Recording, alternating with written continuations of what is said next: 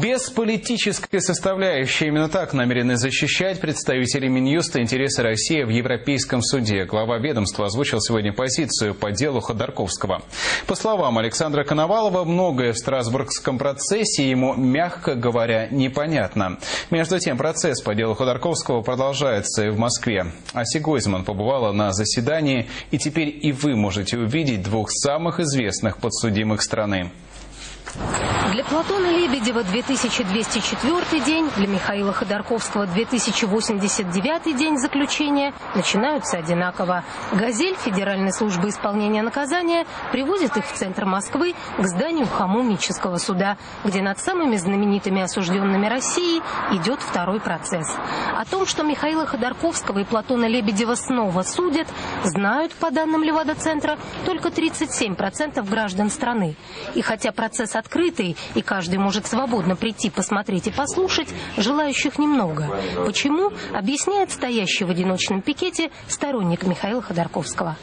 Интерес теряется, потому что, придя на судебное заседание, люди не понимают, что происходит вообще в суде.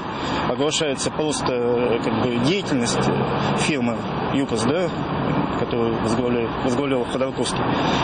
И непонятно, какое отношение ему может иметь к хищению нефти вот эти документы. С 27 апреля, то есть уже третий месяц, сторона обвинения оглашает то, что называется доказательствами вины. Сегодня прокуроры читали вслух 114-й том. Договоры, соглашения, финансовые отчеты. Тихо, быстро, монотонно. Михаил Ходорковский сидит, уткнувшись в бумаге. Платон Лебедев изредка встает и просит судью обратить внимание на фальсификации. Прокурор продолжает чтение. Смысл произнесенных слов и цифр немногие в зале понимают. Поэтому скучно так, чтобы были в зале мухи, точно вздохли. А вот художникам интересно. Они здесь впервые. Решили принять участие в конкурсе судебных зарисовок. Конкурс объявили правозащитники с целью хоть как-то привлечь внимание общества к происходящему в этом зале. В перерыве художница Виктория Ламаска показывает свои первые художественные впечатления. Нет, прокурор, вот его поза такая хищная, согнувшаяся. Например, мне нравится такая сценка, когда защита за цветами, и где-то там, как в темном аквариуме, сидит Ходорковский. Зарисовала вас тоже, вашу работу. На эту работу дали 15 минут, после которых оператора попросили покинуть зал судебного заседания. Художники же могут рисовать здесь хоть каждый день.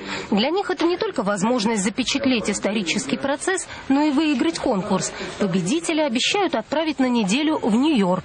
Куда и насколько отправятся после суда Платон Лебедев и Михаил Ходорковский, пока никто предсказать не берется.